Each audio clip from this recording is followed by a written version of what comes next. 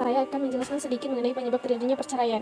Adanya penyebab terjadinya perceraian diantaranya yaitu yang pertama, adanya masalah ekonomi. Jika kebutuhan inti tidak terpenuhi atau dirasa kurang, maka tentu akan membawa dampak negatif pada kebutuhan lainnya. Yaitu ada nusyuz dan kekerasan dalam rumah tangga. Nusyuz menurut Hanafiyah adalah keluarnya istri dari rumah tanpa seizin suaminya dan menutup diri bagi suaminya. Itu ada ketidaksetiaan suami dan istri dalam menjalankan kehidupan rumah tangga, seperti poligami, perselingkuhan, dan lain-lain. Yang keempat yaitu ketidakharmonisan keluarga. Selanjutnya itu terjadinya perselisihan atau syikok yang terus-menerus.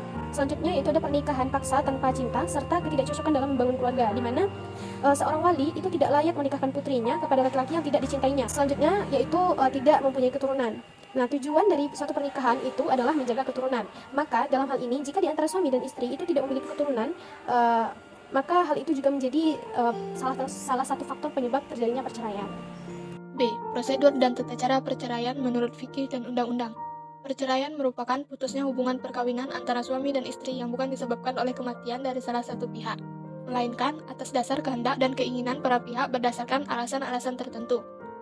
Perceraian yang terjadi sebab dari putusnya perkawinan dalam praktiknya di pengadilan agama dapat terjadi karena talak atau berdasarkan gugatan perceraian pasal 114 KHI.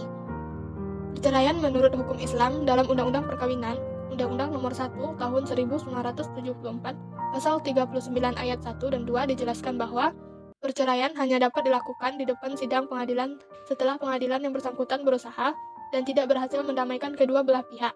Untuk melakukan perceraian harus ada cukup alasan bahwa antara suami istri itu tidak akan dapat rukun sebagai suami istri. Tata cara ikrar cerai talak di pengadilan agama dalam peraturan pemerintah Nomor 9 Tahun 1975 Pasal 14 sampai Pasal 18 telah diatur tata cara seorang suami yang akan mentalak istrinya. Suami mengajukan surat ke pengadilan agama di tempat tinggalnya. Surat tersebut berisi pemberitahuan bahwa ia bertujuan ingin menceraikan istrinya disertai dengan alasannya dan meminta kepada pengadilan untuk diadakan sidang terkait keperluannya itu. Pasal 14, setelah pengadilan menerima surat pemberitahuannya, kemudian pengadilan mempelajari isi surat tersebut dan memanggil para pihak yakni suami dan istri selambat-lambatnya 30 hari setelah menerima surat itu untuk meminta penjelasan terkait permohonan cerai tersebut. Pasal 15, pengadilan memutuskan untuk mengadakan sidang apabila memang alasan-alasan yang diajukan tersebut sesuai dengan alasan perceraian yang telah diatur dalam pasal 19 PP nomor 9 tahun 1975 dan keduanya tidak mampu lagi untuk didamaikan dan tidak mampu hidup rukun dalam rumah tangga. Pada tahap sidang pertama, kedua belah pihak didamaikan oleh hakim, pihak suami dan pihak istri harus dengan secara pribadi. Pasal 82 Undang-Undang Nomor 7 Tahun 1939. Jika tidak berhasil didamaikan oleh hakim, maka hakim mewajibkan para pihak suami dan istri untuk memperoleh proses mediasi. Pasal 3 ayat 1 Perma nomor 2 tahun 2003. Kemudian apabila mediasi tidak berhasil, maka dilanjutkan dengan pembacaan surat permohonan, kemudian jawaban dari termohon, replik, duplik, pembuktian, dan kesimpulan. Yaitu bentuk-bentuk perceraian. Nah, yang pertama itu ada talak atau perceraian, yang mana menurut KHI atau kompilasi hukum Islam, talak dibagi menjadi dua macam, yaitu talak raj'i dan talak bain. Nah, talak raj'i yaitu talak ke-1 atau kedua, di mana suami berhak rujuk selama istri dalam masa iddah. Nah, pada masa ini seorang suami boleh rujuk kapan saja asal masih dalam masa iddah. Yang kedua itu talak bain. Nah, talak bain ini merupakan talak yang ditemui suami pada istrinya yang telah habis masa iddah. Dalam konteks ini, talak bain dibagi menjadi dua macam, yakni yang pertama talak bain sugro. Nah, talak bain sugro ini merupakan talak yang tidak boleh dirujuk tapi boleh akad nikah baru dengan bekas suami meskipun masih dalam masa iddah.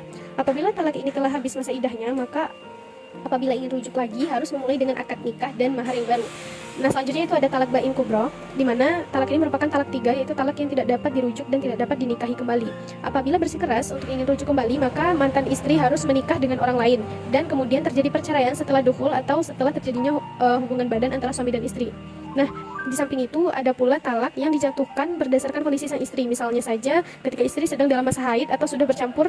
Nah, pembagian talak ini dibagi menjadi dua macam, yaitu talak sunni dan talak bid'i.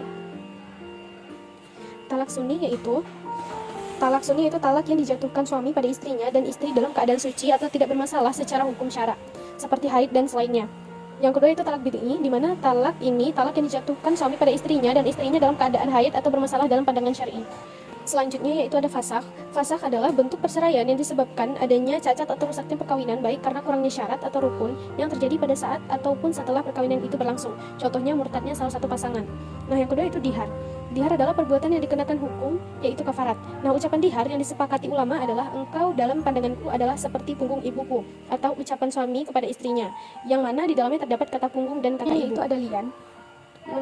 Lian ini adalah perbuatan di mana menuduh istri berbuat zina. Sang suami ini bersumpah dan bersedia menerima laknat dari Allah jika ia berbohong. Nah, li'an yang dilakukan suami kepada istri dalam bentuk tuduhan-tuduhan sebagai berikut, yang mana yang pertama yaitu suami menuduh istrinya berbuat zina dan suami tidak memiliki 4 orang saksi untuk tuduhannya.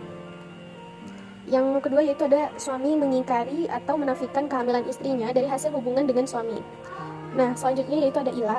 Ila ini adalah sumpah yang diucapkan suaminya bahwa ia tidak akan berhubungan dengan istrinya dengan batas waktu yang disyariatkan, maksimal 4 bulan. Apabila sang suami ingin menarik kembali sumpahnya, maka ia harus membatalkan sumpah dan membayar denda atau kafarat. D yaitu konsep idah dan rujuk. Yang pertama idah. Idah berasal dari kata al-adul dan al-ihsa yang berarti bilangan, yaitu jumlah bulan yang harus dilewati seorang perempuan yang telah diceraikan atau ditinggal mati oleh suaminya. Akhir dari masa idah itu ada kalanya ditentukan dengan proses melahirkan, masa haid atau masa suci, atau dengan bilangan bulan. Ada 2 keadaan yang menyebabkan terjadinya kewajiban idah bagi wanita yang diceraikan, yaitu yang pertama meninggalnya suami, dan yang kedua istri diceraikan dan digauli oleh suaminya. Yang kedua yaitu rujuk. Kata rujuk diambil dari bahasa Arab yaitu raja'a yarji'u uraj'an, artinya kembali atau mengembalikan.